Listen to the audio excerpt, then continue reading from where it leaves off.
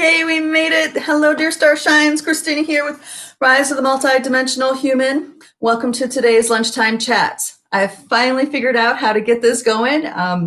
Well, you know, winds of change are blowing through, and, and here we are.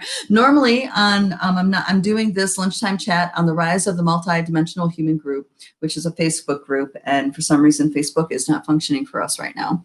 And so here we are on YouTube. So welcome everybody to the lunchtime chats. My name is Christina. I'm a consciousness accelerator. So in the chats, we talk about topics and issues that are important and vital to starseeds, healers, people on the path of sovereignty.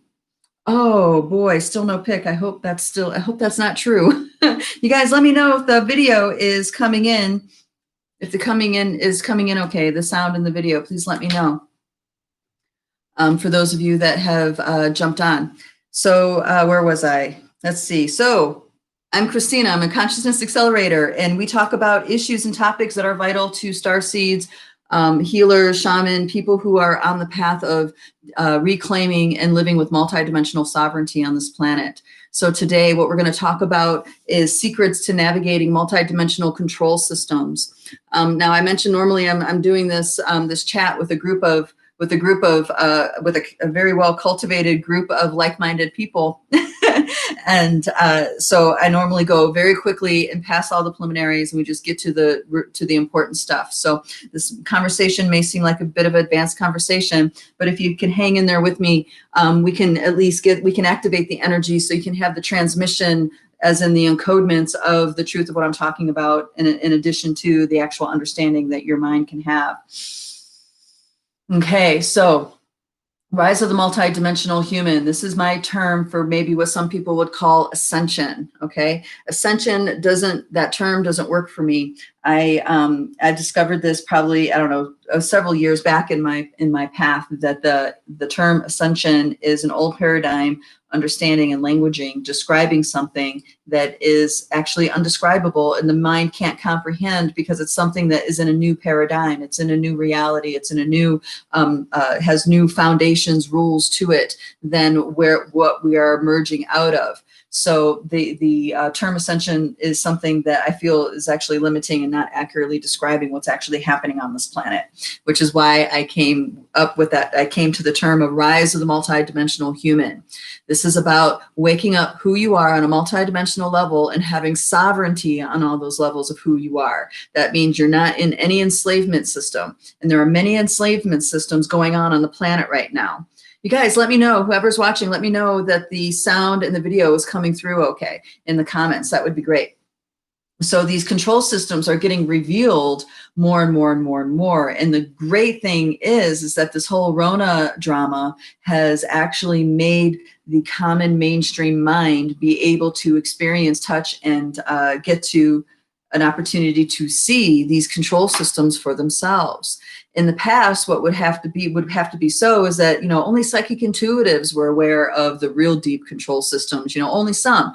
And, you know, someone who had alternate awarenesses or had belief systems that didn't blind them, you know, they had a lot of education, a lot of discipline, a lot of training. I'm talking about spiritual training in order to actually perceive what all these control systems are.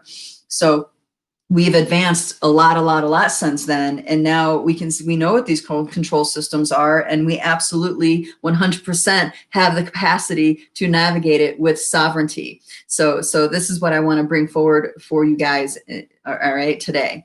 So this model that I'm about to draw out, it is a nesting dolls of dimensions that actually live inside of the human body. The biosuit is hyperdimensional. And before I get too far down the rabbit hole, all right, okay. I'm gonna have to give advice to come out, go out, and come back in. Go out and come back in. Okay. All right.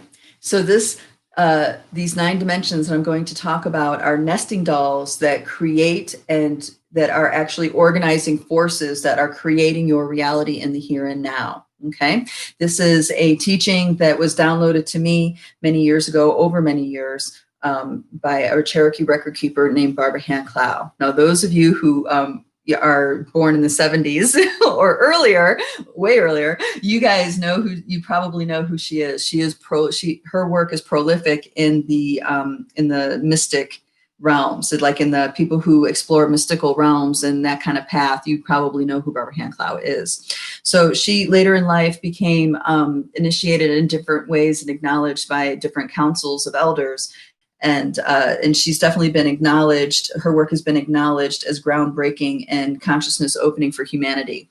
So this model is brought forward by an aspect of her that is simultaneously incarnating in a place, in a planet in the Pleiades star system. So that this is a Pleiadian aspect of her that is communicating with the aspect of her that's on this planet that gave forward this model. Now, this model is it's not the end all be all things, because once you wake up to more levels of who you are and you declare more sovereignty and you're exercising your empowerment and you're much more liberated in your choices and in what's before you and in your choices like this model starts to dissolve into something else. That something else that it's dissolving into is that new paradigm, is that new set of rules of reality, let's call it, okay? All right, thank you, thank you, thank you. All right, so I'm gonna go ahead and start drawing out the model that, that I studied for many years and then worked with Barbara Hand-Clow in a place called Lilydale, New York. She, let's see, it was from like 2000 to 2012 every year. She went there to facilitate a 9-dimensional ceremonial activation. And these activations were vital for humanity because it was not easy to tune humans into these levels of who they are. They would actually, their control systems that are actually embedded within their body, spiritually, mentally, emotionally, energetically, would actually take us over, and we wouldn't be able to pay attention or even see the material, even though it's right in front of us and she's presenting it in a very clear way. Some of us would actually fall over out of our seats because we became this was so activating, and that the control system response was really strong within us.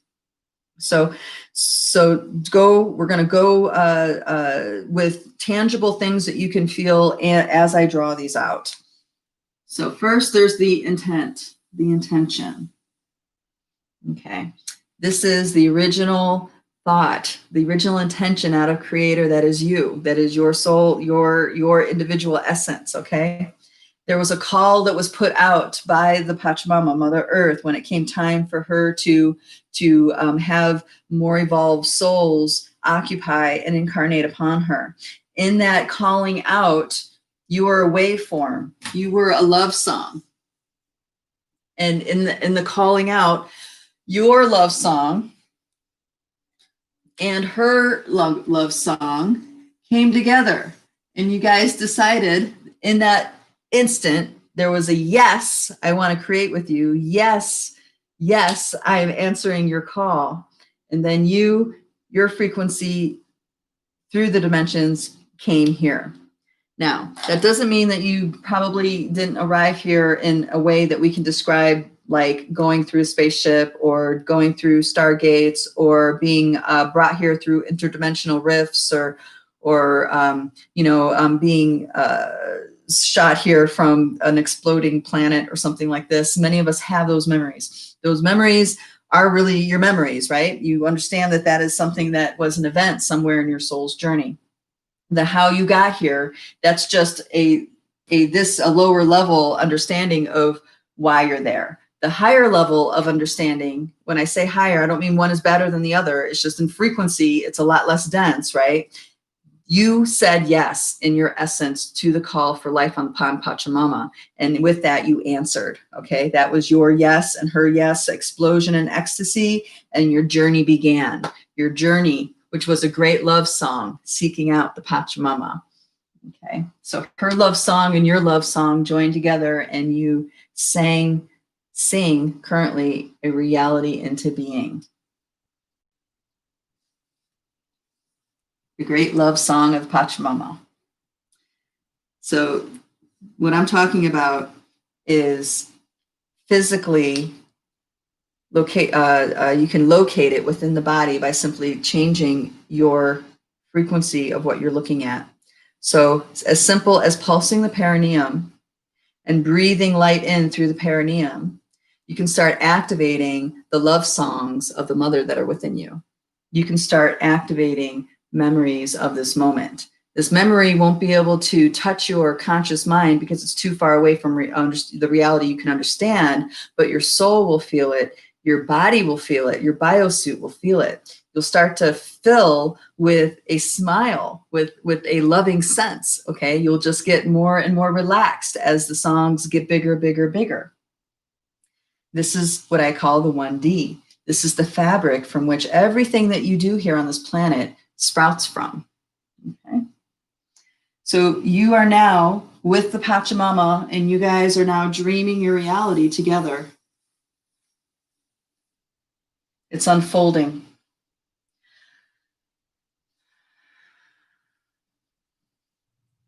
Notice what, if you are doing that consciousness exercise that I just gave you about breathing the light into the perineum or doing the pulses like Kegels, you may notice that your body started to shift. Like you started to relax a little bit, or maybe you needed to take a deep breath, something like this was starting to happen, okay? That is your biosuit's innate connection to these love songs. It's just instantly responds in the way that it can, which is towards relaxation, digestion, peace, harmony, healing, okay? That's the vibration that's the parasympathetic nervous system of the body responding to the songs of the mother, the love songs between you. It's a great big passionate yes for being here. And behind that are the songs. All right, so keep breathing, breathing, breathing, and breathe down into the lower body. And you're going to start experiencing the surface waters of the telluric realm. The telluric realm is the language of atoms and molecules. It's the language of ionic exchanges. It's the language that our minerals in our body exchange back and forth with cells. So it's a cellular exchange. It's the way the waters move. It's all of this is telluric language, a telluric, let's say it's their nature. Okay.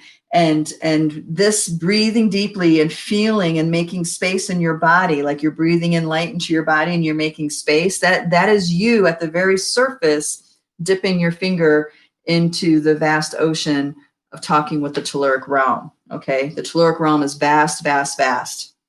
The same concept, the same thing is so with the Pachamama.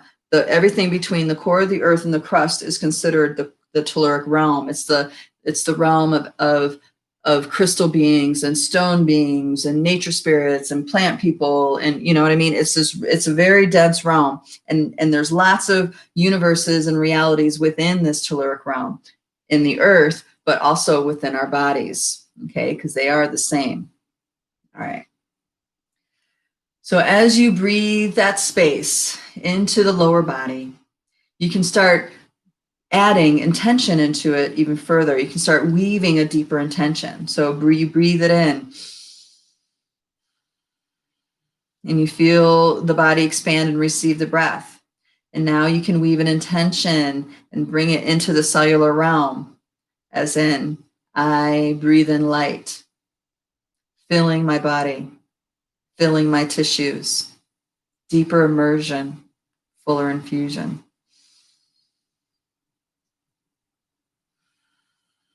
Do that a couple times and notice how your body responds, okay? Your spirit, your essence, is a master operator of this hyperdimensional biosuit.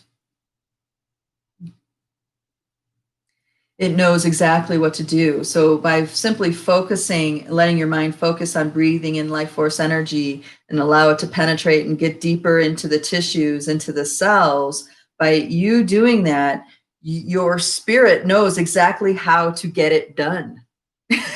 You see, you've set the intention, you have the focus, and now it's going to fill with your spirit.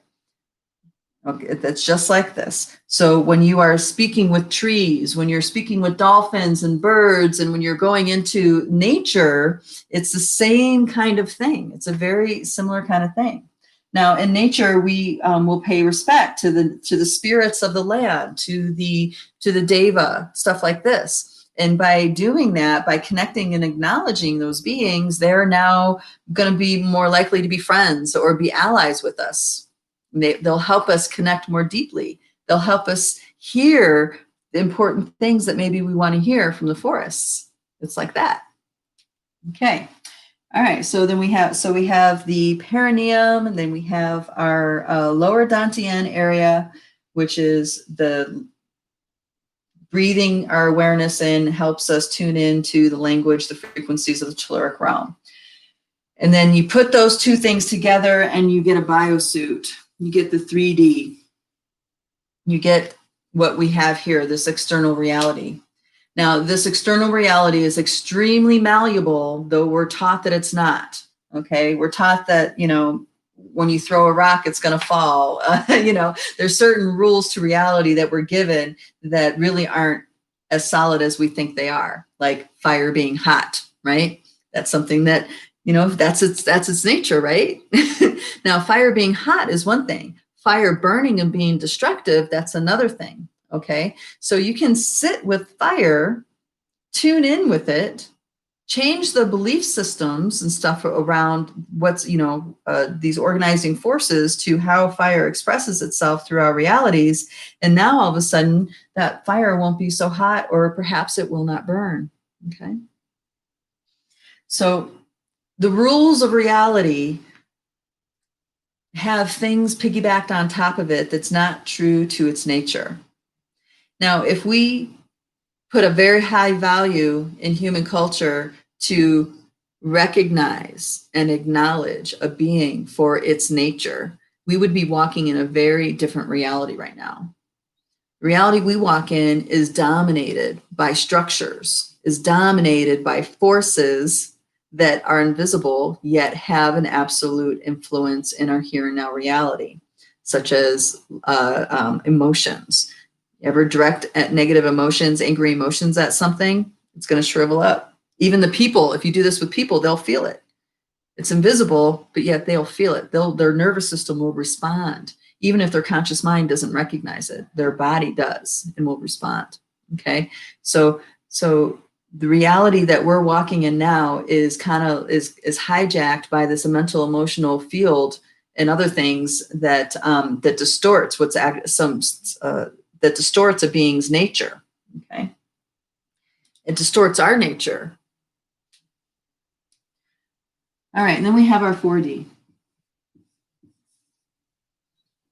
All right, guys, let me know if this is making sense what I'm saying so far. I know it's a little bit different than well, it's yet again different to how I explain the dimensions, how I usually do it. All right, so 4D. 4D is that overbearing energy I was talking about, the emotional, mental energy, the constructs, the belief systems, all this stuff. Okay, but it's also institutions. Okay, institutions also participate in the 4D, because the reason why these institutions have power is because we give it to them. We declare it as being a rule and all powerful, and therefore it now has power. A great example is like if you're creating a corporation or some sort of legal entity.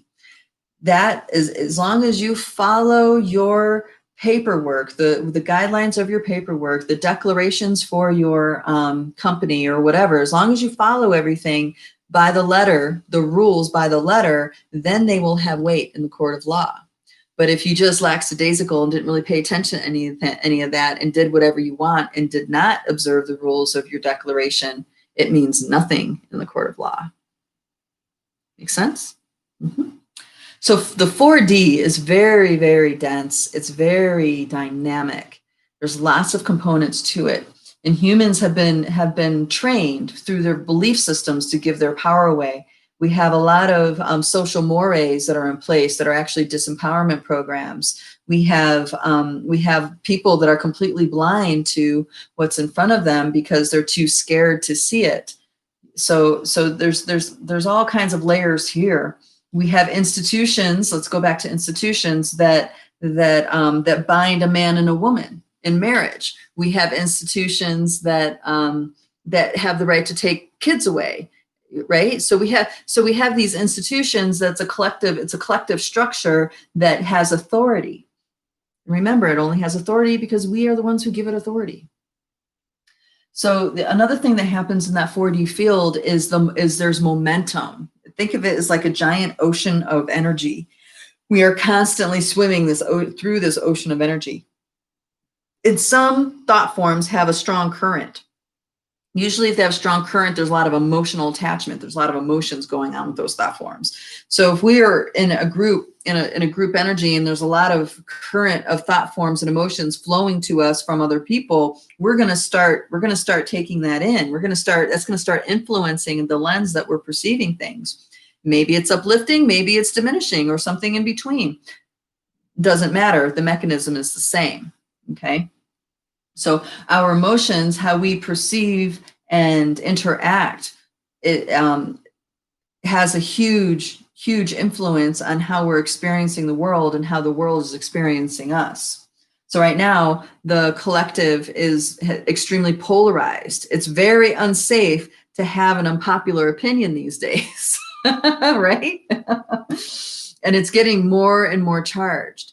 This is done on purpose. Why does it benefit people to do this? Because no one is ever going to agree. They've lost their ability to see another person for what's familiar, for what's similar, and what's what we both share. Instead, they're so emotionally highly charged. That person they see is, they're endangering people. They're this, they're that, they're violating deep virtues inside this person, right? So they're going to see that instead of really what the being that's standing in front of them. So the 4D is a huge blinder, and the 4D is also an organizing force to our three-dimensional reality. Another thing, I want to go back to the fire example. So I belonged with a spiritual group, let's call it, and we did fire ceremony on a regular basis. And I went many years, maybe 10 years or more, doing a fire ceremony every new and full moon. That was part of our tradition. And the whole point was to practice taming the flames. Now, we were given a story and we were told, this is how you use it, like a tool kind of thing. But the real juice, the real empowerment of that ceremony had nothing to do with the tools and how you use it in your transformation. It had to do with the ability to tame the flames. And what I mean by that is that you exchange love and gratitude and acknowledgement with the flames. You sing, you drum, you make a really deep connection with this element of fire. The devas start to reveal themselves to you. And once the devas start revealing themselves to you, okay, there's a relationship there. And eventually you can have a conversation with this deva. So when you put something in the fire, it does not burn. Or you can put something in the fire that only one certain thing in there is supposed to burn. Okay? This is in cooperation. The belief systems that tells me the fire is hot and it burns is no longer there. It is now something else. It's a very magical exchange with another being instead. And you can tame the flames by one individual, or you can tame the flames with an entire group of people. And for me, that was the big magic that we were learning. In one of them, well, there's lots of really big magic, I guess, in that tradition. But this is important for us to realize how influential we are with our thoughts and our beliefs in our relationship, how we are in relationship with certain things. So our poor relationship with death, boy, is this massive disempowerment program tweaking humanity right now, because most people don't know how to deal with dead people or dying, or, they're terrified. They have no connection to who they are beyond their face. So they're driven by their fear of dying. So the more humanity comes to grip with this, the less the idea of death can be used as a control system upon them, yeah? All right, let's keep going. 5D, the Akashic records and beyond. This is the perception of a soul's journey.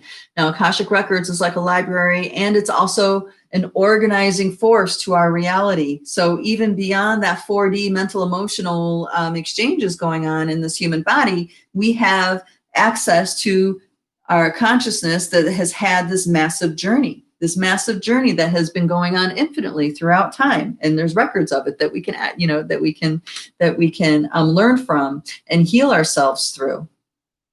So the doorway to the Akasha is your heart. It's love. It's the feeling of love. So when you let yourself smile inside of your heart and breathe and open your body and let that smile grow, then you are that much closer to accessing what's in the Akasha, accessing the consciousness that is perceived as a soul's journey. Okay. Now, the Akasha, like I said, is an organizing force, and it has many, many, many realms within it. Not all the realms of the Akasha are accessible by the human mind or the human multidimensional being. There's some realms of the Akasha that only can be accessed when not in a physical form. There's stuff like that goes on. But there's also layers of the Akasha that go far beyond the human experience that are important for us to make contact with, okay? Because when we make contact with it, we have now expanded something in our subconscious that will allow for something else to be so in our reality. All right, then we have our 6D. Oh, I didn't go far enough up my ladder, did I? Huh. All right, so 6D is the blueprint. That's the blueprint of your unfoldment in the Milky Way galaxy. It's your light body. It's the light form that is an organizing force to how atoms and molecules come together. All right.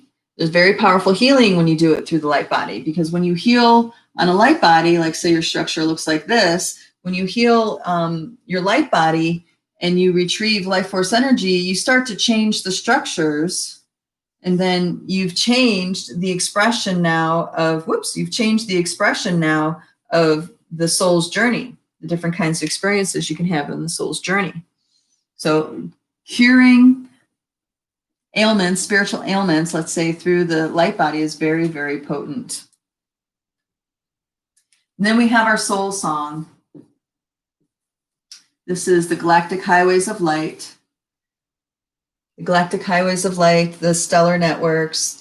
This is the world of vibration and frequency. This is when you're seeing everything as a vibration. Now, when people are talking about everything's frequency, everything's vibration, it is, but it's also this other stuff too, because this underlying vibration is what creates all this other stuff. It's what creates the light body. The sound creates the shape. The shape creates the journey. The journey creates experiences that we have thoughts and feelings about, right? And then we have our space and time that we have to experience these experiences in a body. Then we have the vehicle of the telluric realm to fulfill the reason why we're here, okay?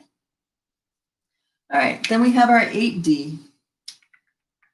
It's interesting I didn't go high enough in my swirlies. Let me make some more room here. Then we have our 8D here. That is the perception of the all that is, the oneness consciousness. A lot of people might call that God. The one thing I have to tell you is that oneness consciousness is unconditional. So everything that lives, whether it be abomination or not, has a connection to the oneness consciousness. You're never without it.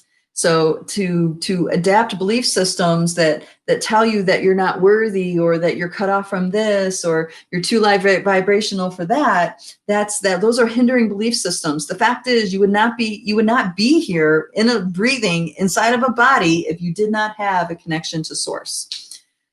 Without exception. Even the people, that are talking about the clones and the synthetic souls, all this stuff can't happen. If you have cells, you have DNA, okay, you have to have the all that is consciousness within you that facilitates all this, okay? So it's the outer nesting doll to all these experiences.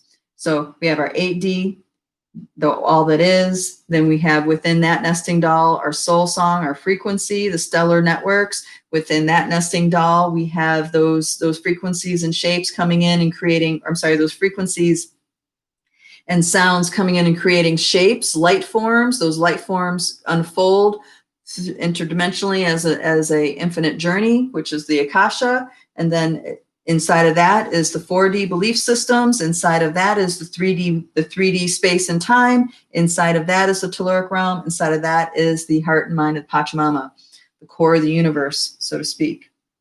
All of these nesting dolls are creating your reality right now, and they all exist inside the body. They all exist right here, okay? And there's something more. There's something more. And that is 9D. That is the center of the Milky Way galaxy. This is the mother of God, the Madre de Dios, the emptiness from which all things emerge. This too is within our bodies.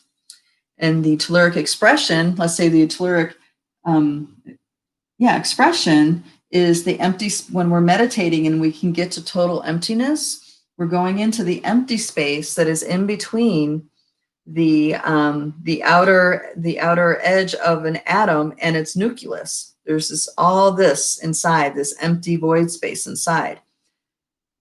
So we have all of these levels of reality inside of our body, co-creating, making this world with us, dreaming. It's our vehicle for dreaming our world into being with the Mother Earth. Now let's talk about these control systems. I touched on a few. You guys let me know if there's any particular control systems you want me to talk about. I touched on a few, but there's some biggies. There's some big ones. All right. And the first layer of control system we're going to talk about, I guess, what's the first one to talk about? Let's talk about medicine. No, sorry. I can't bring those in until I talk about who holds those control systems. Okay, so we think that, there's humans or these reptilian beings that are on this planet that they're actually in control of these control systems. And what I'm telling you, those are just the foot soldiers. Those are the little guys. They're not actually the ones in control of these control systems, okay? These control systems are multidimensional, which means they're more than just this planet. It's inclusive of the entire Milky Way galaxy or / the solar ring, okay? And the control systems for our solar ring, a major doorway to that is the astrology, the astrology that's going on. So we have a mystery school teaching called astrology. A lot of people say it's for predicting, but a lot of wisdom keepers use astrology to understand thyself, to understand the energy that is within them. And what we can do is what we can say astrology, when you're talking about the relationships of the planets, is equal to the Akasha. The Akasha equals planetary patterns. Ooh, don't have fit patterns. All right. I like writing in cursive better, guys. Okay, can't see that very well. All right. So if you want to know thyself, as in get past the face of who you think you are, those ego levels, you need to know who you are on a soul level, okay? Which means you need to be able to have access to your Akasha. You need to be able to make changes in your Akasha. You need to be able to liberate yourself. You need to be able to engage. And how is that done as a human in this planet? Well, it's working with the planets.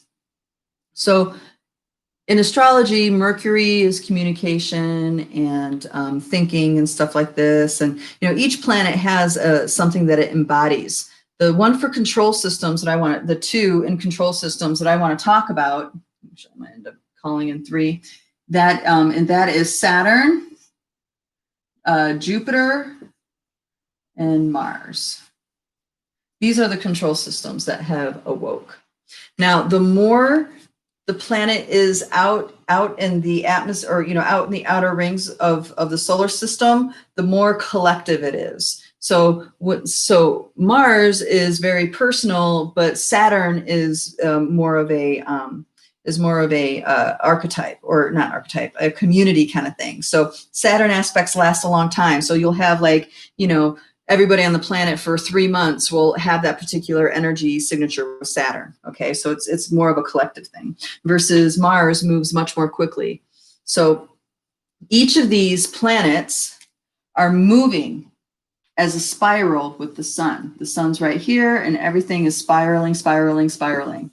Okay, these are the different way the different planets are traveling. This sun is traveling hundreds of thousands of miles per second. And all these planets are doing this.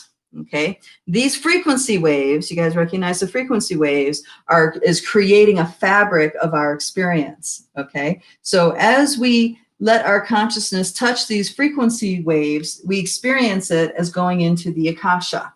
Okay, here's the thing. We can talk directly to the planets that are creating this frequency wave, and we can change our relationship to it, which means we change our relationship to the frequency wave, which means we change our relationship through all these pieces. So the major control systems of Saturn that we have to be aware of is the medical system.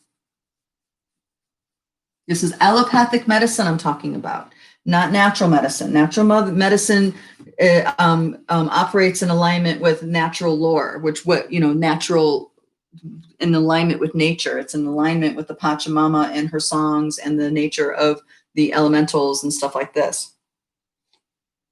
I'm talking about allopathic medicine. And then we have the military, warmongering, major problem we have on this planet. And then after that, you have education systems, right?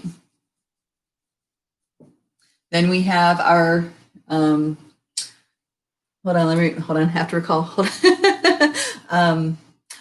yeah. Okay, so we have our religions. Let me get my out of here.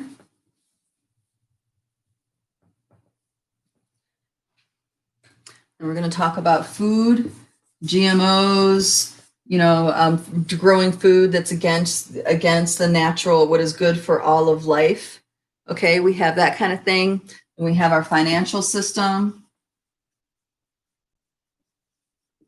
And I think there's one more. 1, 2, 3, 4, 5, 6. No, we got it. All right. And there are beings, let's call them overlords, which is a consciousness that come into our reality through the field of Saturn, and their consciousness influences those nesting dolls of reality, this level, the soul's journey, with these pieces. Okay, so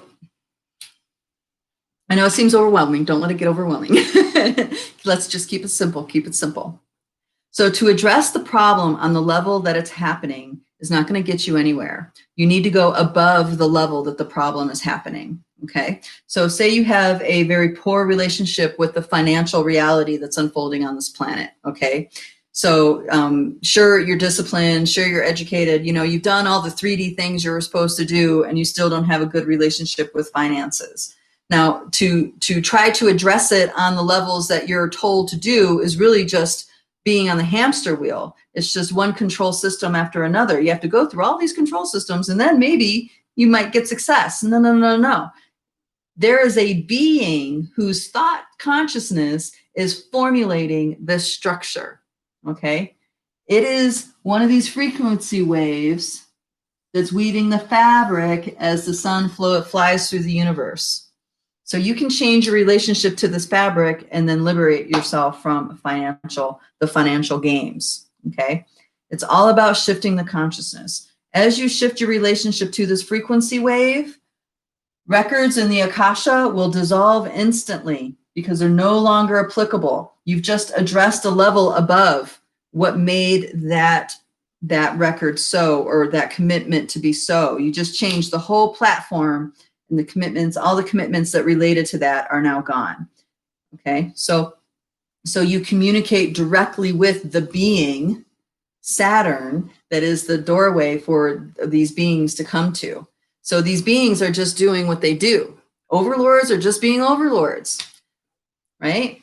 But you can talk to the gatekeepers that bring the overlords into your reality. You can do that, okay? You can talk to these different frequencies as an empowered sovereign being, you need to be in all this level of who you are and speak truth with these energies, and it'll change the relationship that you have with these energies. Now, one of the big tools that I teach people when it comes to navigating planetary beings, planetary consciousness, is the art and practice of forgiveness.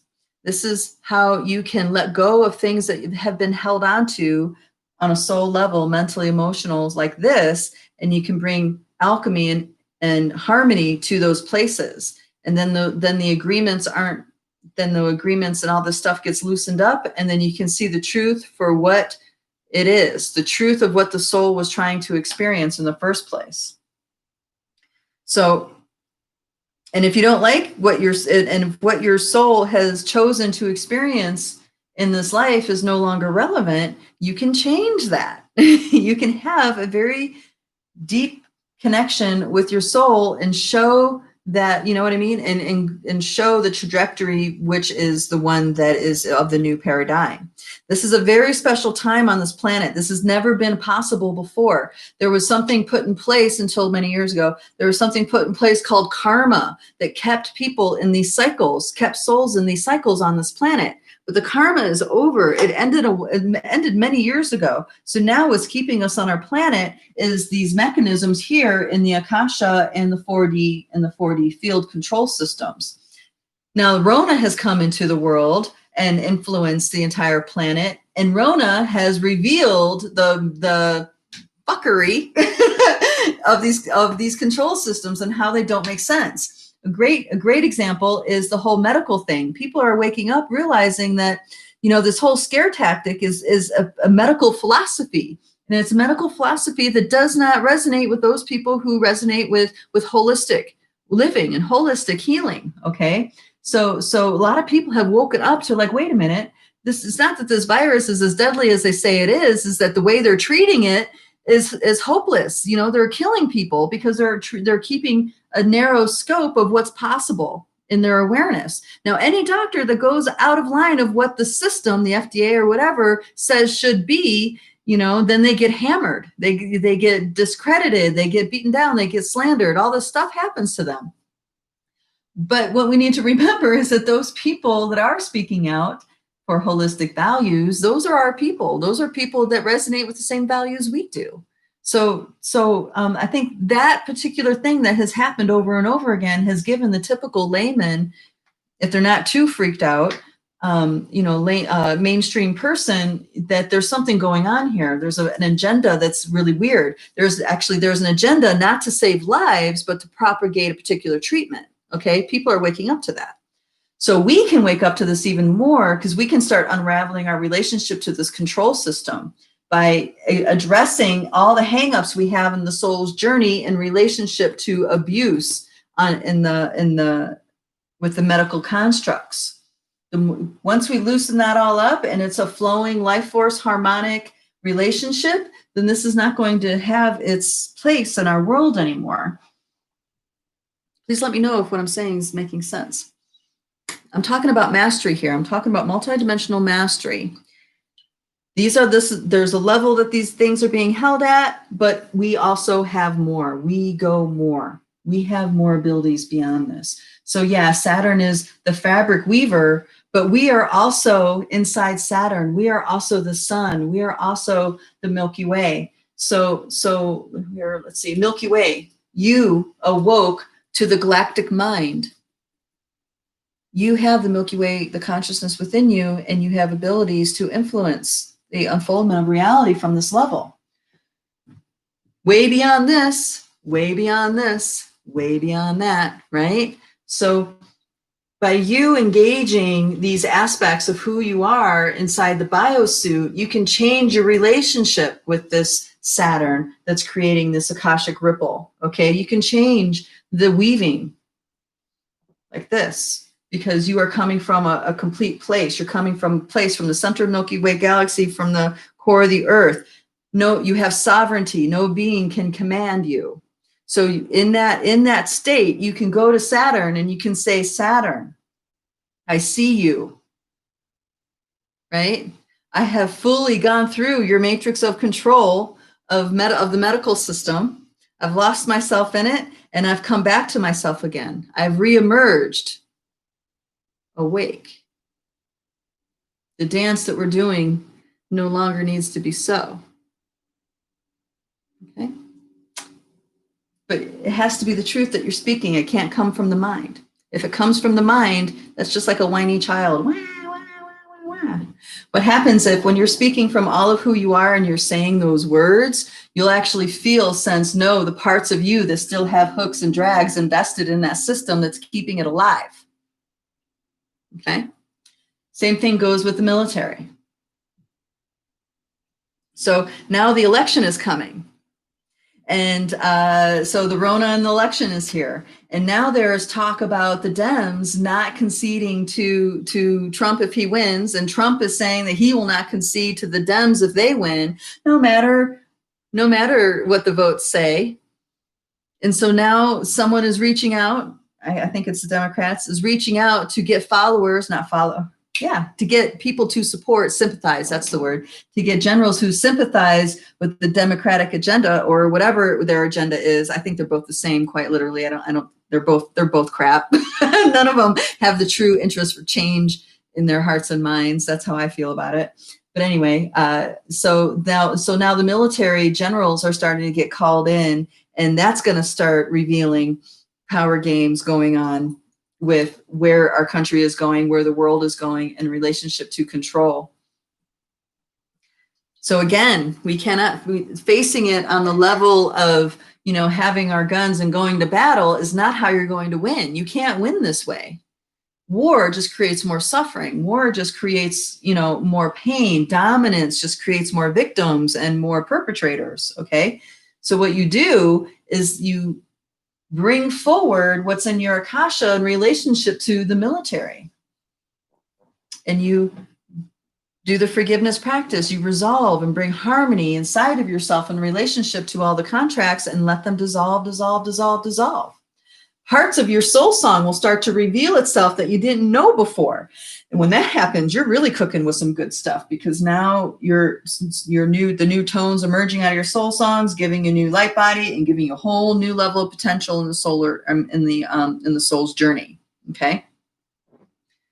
Next control system getting revealed: education. There's a massive turmoil going on in the education system thanks to Rona. Okay, people think it's cruel to mask their kids. Some people, they're maybe more moderate, and they don't want to. It's not that they think it's cruel, but they don't want their kids to have to wear masks 8 hours a day. So there's a whole spectrum of people who are very tight, are sticking astringent to the guidelines set forth by our command structures. And there's those that are choosing something else. So our education system is also getting bombarded, because now the system so the education system has an avenue for parents to seek retribution for the school system not living up to its mandates, what it's supposed to do for your child. So now the school systems have been exposed to massive legal action from parents in an unprecedented scale. And who's going to protect these educators? What system? You get me? What system can do this? So this is going to get torn apart, or is in the process of getting torn apart. Then we have religions. The religions were falling for quite some time, ever since the child pedophilia scandal with the priests and stuff. I mean, that was 80,000 priests around the globe were convicted of pedophilia. 80,000. That's just not a pedophile here or there. That's something that's in the system. Okay. So that was revealed starting, I think it was the late 90s, right? And this has fallen more and more and more. And then you have food, the GMO. Here, sorry.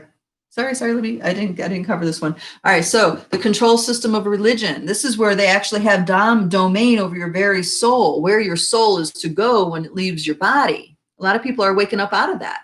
A lot of people are realizing, oh, wait a minute, I have a choice of where I go when I leave. But the other thing that's happening is that we have to start drawing that fine line to what's a God telling us what to do versus the truth of our spirit, and not confusing the two together. So people, a lot of religious things are religious things are talking about, you know, it's the strength of the spirit, it's the human spirit that we're fighting for. These are a lot of Christian movements and stuff. And they're right. But then actually at the same time, they're acquiescing to a God that tells them they're a sinner. So there's a conflict in there. All right. So I have a couple of comments here. All right. Hello, darling. Hello, hello, hello. All right, dear Sister Joanne, I'm not familiar with the Rona. Oh, the Rona. That's our virus situation that I'm talking about. The crown virus. Actually, that was from a video I just watched. A dear starshine that I highly respect. He calls it the crown virus. Anyway, yeah, that's the Rona. That's what I'm talking about. Okay, religion. So what we do to unhook ourselves from the control systems. So here's the thing: when we take vows, when we make promises, when we in ceremony declare ourselves, declare our intent, declare our devotion. When we do that in ceremony, you are making a multidimensional agreement to continue doing that. That multidimensional agreement doesn't stop when you die. You've done it in a ceremonial setting, as in the multidimensional veils were available, everything was open, and you've made that declaration. Of course, you weren't aware. You thought it was just this thing that was right here in front of you, and then that made an imprint in your soul's journey. Now, if you've done that many lifetimes, you have a whole bunch of vows and promises out there, right? Some people mystically bind couples to, you know, and that mystical binding doesn't end when you die. So when you keep going, and if you choose to come here, or if they choose to go somewhere else, they can't violate the binding. They have to undo the binding before the souls can go in the direction that they need to go. So when you're unraveling your ties to the control system, the overlord of religion, you go in again through the Akasha, and you pull up the agreements you have, and you start going into the forgiveness practice. You forgive. If you feel like you need to forgive these other people, fine, that's fine. Souls come, when you do this, many souls start to come include with you. And really, ultimately, what you end up doing is forgiving yourself for manifesting that situation. Okay.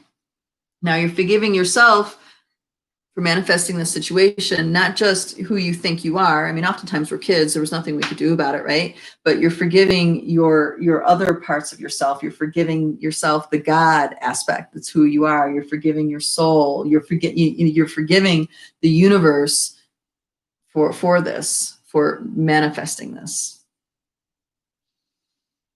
Forgiveness is a great alchemy to your energy field. And the stronger your energy field gets, the more sovereignty you're going to gain in these fields. Food, okay, that's another one.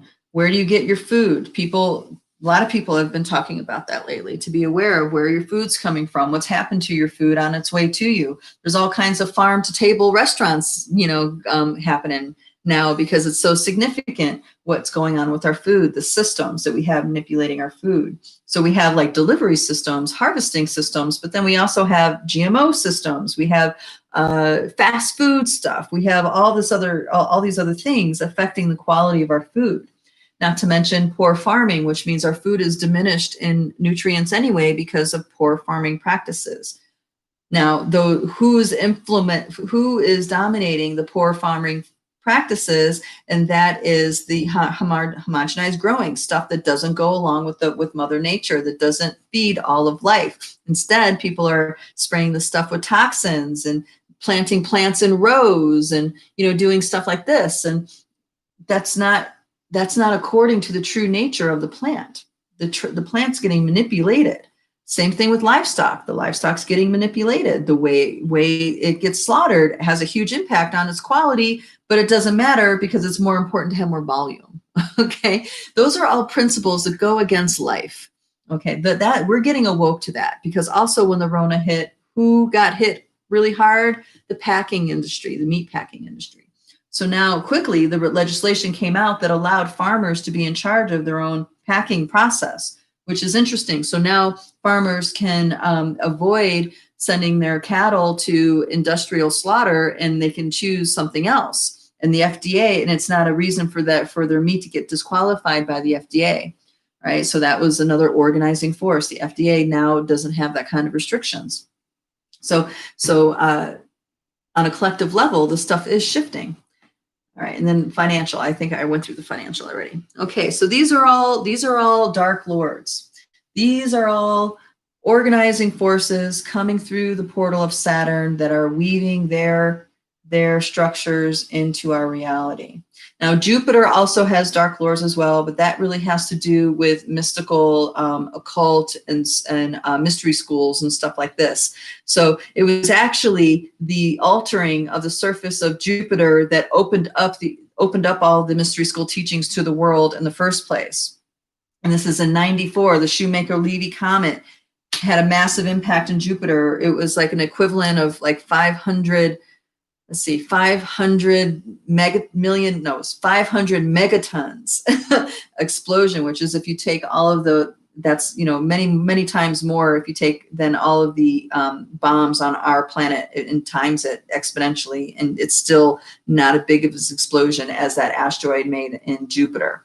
So energetically, that had an impact to the weaving, and it had an impact within our consciousness. So that was the beginning of deep mystery school teachings that were held secret and only in lineages for thousands of years prior, now are starting to get opened up and getting taught to outsiders. And this was what impulsed a lot of the indigenous keepers to come out and bring their teachings to ones that were not in their family or were not in their lineage.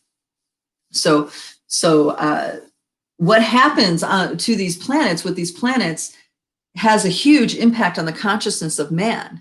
Mars, for example, that was always the god of war, right? Mars, ruler of Aries, and was the god of war. And now Mars isn't like that anymore. Now Mars is not this red planet that has no life. Now we see Mars has snow caps. Now we see Mars has water. And recently in the media, they're releasing images on Mars that look like four-legged beings walking around.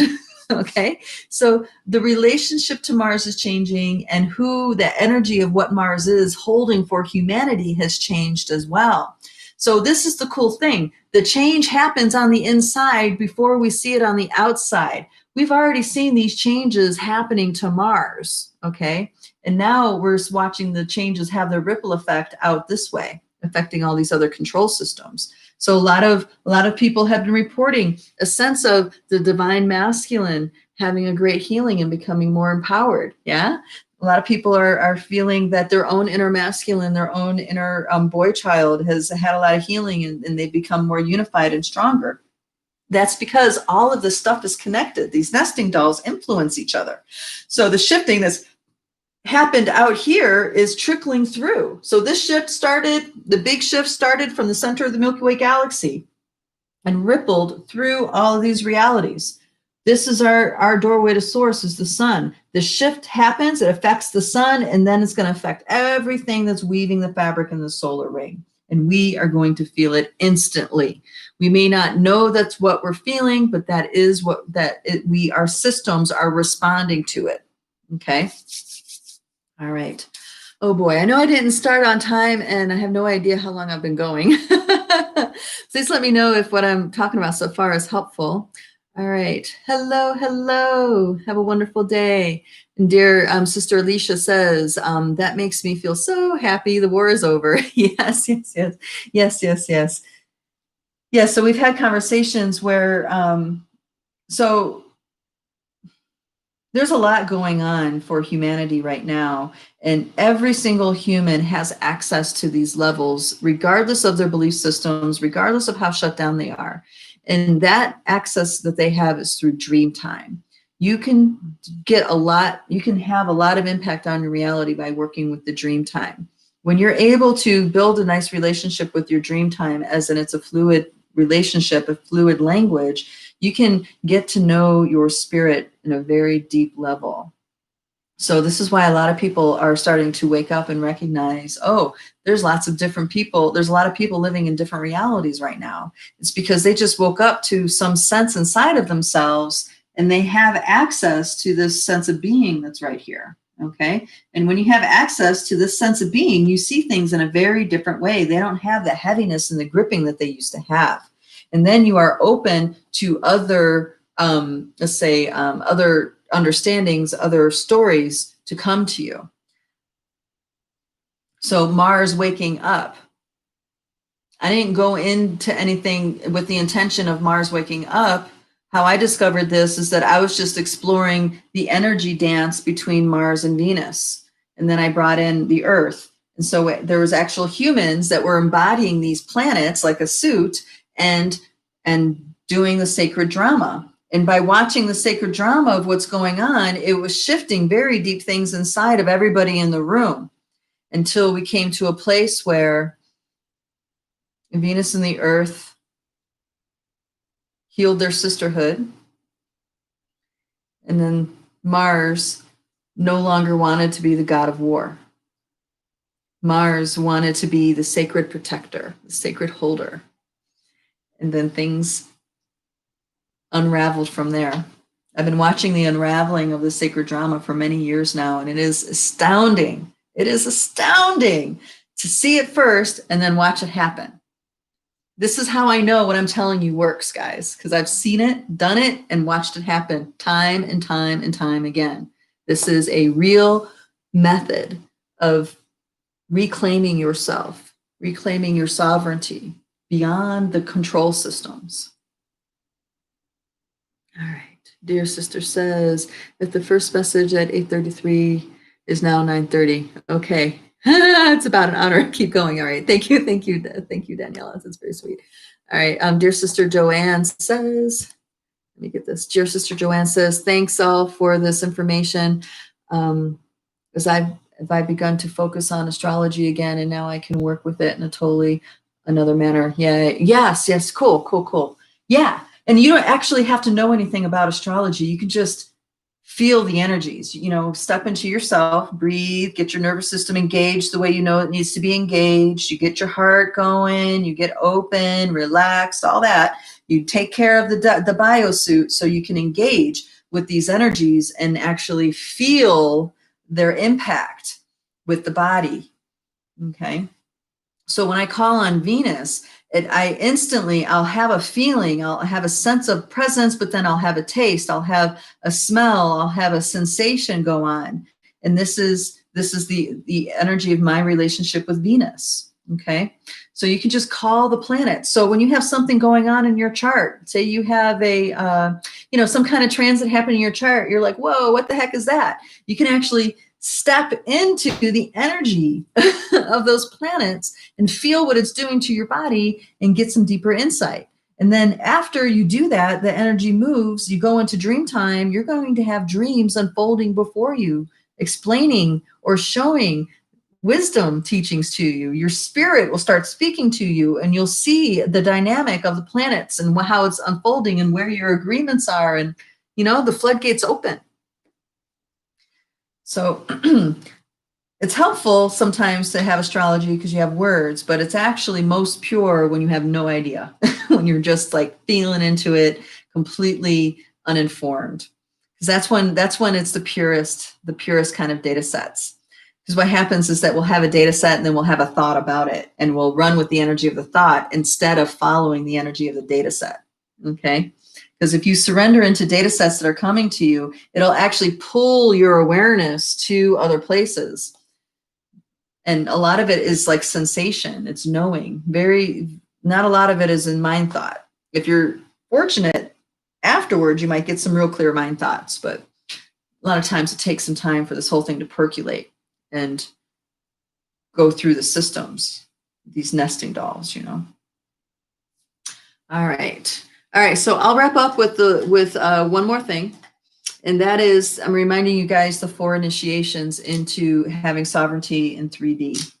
The reason why I'm putting these forward is because they will give you insight on how to deal with this on a 3-dimensional level. Okay, so I just talked to you about how you can navigate the control systems multidimensionally by utilizing the Akasha and different things with the soul song and stuff. So now I'm going to give you some recommendations for the 3D. Okay. because these control systems we experience through these 4 initiations. The 4 initiations that one needs to have in order to have sovereignty in the 3D field is proper relationship with these 4, that you need proper relationship with these 4 pieces. And they are initiations because it's something new. It's like something comes to you that you haven't experienced before, and then you experience it. That is your initiation into that experience. You see? Okay. So the first thing that we have to get in proper relationship with is sex. That could be sexual orientation, that could be sexual taste, that could be sexual identity, that could be how you engage in sex, how you're free, are you free and expressive, and you have a free flow and deep connection with your sexual energy, or maybe it's more manipulated. Maybe people use their sex to get things from people. Maybe people are easily dominated by someone in the sexual relationship. Maybe you just don't want sex at all, in which case you have to figure out how to operate as a human that is asexual. There's this whole spectrum of relationships that we have with sex. Most humans have a disempowered relationship with sex because we feel like it's an animalistic need or a basic need that humans have to fulfill or have to satiate. And actually, that's not the truth. We have total control when we are walking our daily lives fully in connection with these aspects, consciously connected with these aspects in our biosuit. It's all a choice. Nothing is dominating you. You're not out of control. Okay. So having command of your sexual energy is really important. The phenomena of men over 50 becoming impotent, that is because they never learn to master their sexual energy. So every time this goes down more of the road of Mantak Chia and Taoist sexuality. Those principles, that's because every time that person was having sex, that male was having sex, he was losing energy out and not getting replenished. So he was not having healing sex. He was having sex that was spending his energy. So what the Taoists teach is that there's a way to have sex where it's actually healing body, mind, and soul between both partners, whether they're opposite sex partners or same sex partners, it doesn't matter. Is that there's a way to cultivate your energy so it's something that feeds life, that feeds your body, feeds your soul, feeds your creations, okay? Most of us are not taught about what a relationship, a sexual relationship like that looks like. A lot of people, like I said, it's a control mechanism, or it's it's for making babies. It's a primal urge. It's not actually something that's fine-tuned and something that we could be masterful of and create deep healing experiences. So getting proper relationship with sex is huge. The next proper relationship we need to have is with power. Hence the journey of the shadow.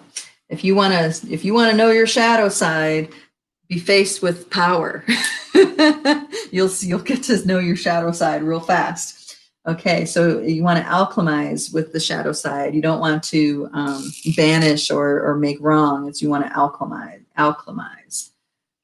So you bring alchemy to reintegrate the shadow, so it's no longer a fragmentation, but is now part of unity. And then we have the next piece, third piece, which is fame. I love this one. This one is fascinating because, well, we have fame, right? We have our stars, we have Hollywood, we did have Hollywood, I don't know. We'll see what comes of that when the restrictions get lifted. But so you have that kind of fame, and we have stories of all kinds of people becoming really ungrounded and losing themselves in their fame, or not being able to handle the pressure or the press or whatever. There's that kind of fame. But then there's also the kind of fame of influence. How do you use your influence? Do you use your influence to divide?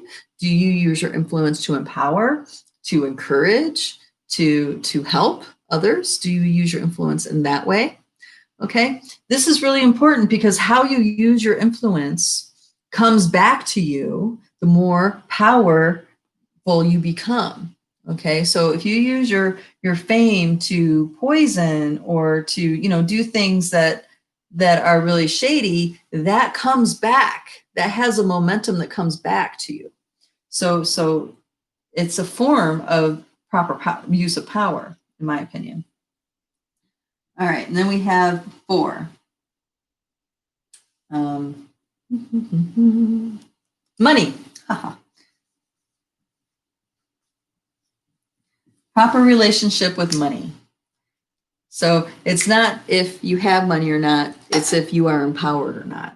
If you are empowered with your relationship with money, then that is a successfully navigated relationship. Now, it doesn't mean you have to even have money. It means that whatever state of being you are with money, it does not hold you back from doing anything that you want to do. Okay. There's a macrobiotics teacher that I interviewed a long time ago, and he told a story that Michio Kushi used to tell. And Michio Kushi is the,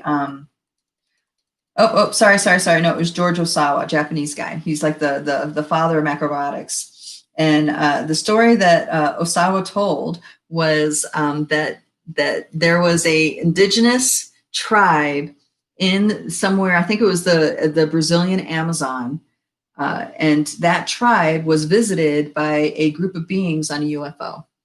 So a UFO came down, representatives came out, met with them and their shaman, and they said to this tribe that I need you to get a message. This is the story. The ET's being said, I need you to get a message to somebody. He's living in the United States. His name is George Osawa. And the shaman said, well, what is the message? What's the message that you want us to give? And the message was, you are on the right track. What you're doing is on the right track.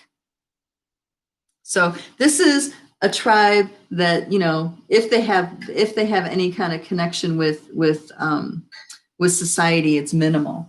So how in the world can they get someone from Brazil to the United States? I think at the time he lived in Connecticut, to the United States with no papers, no money, you know, none of these things that we think we have to navigate. Yet this man made it. He knocked on Osawa's door. He made it to the United States, knocked on Osawa's door and gave him the message. True story. How they're able to do that is because those people in that tribe, that shaman, understood and still had remembrance of the mastery of dream time. He had mastery of all these nesting dolls of reality. So exactly what he needed at exactly the right time would show up for him. Synchronicity is how that man got from Brazil to Connecticut. Pure synchronicity. So our relationship to money is part of our empowerment.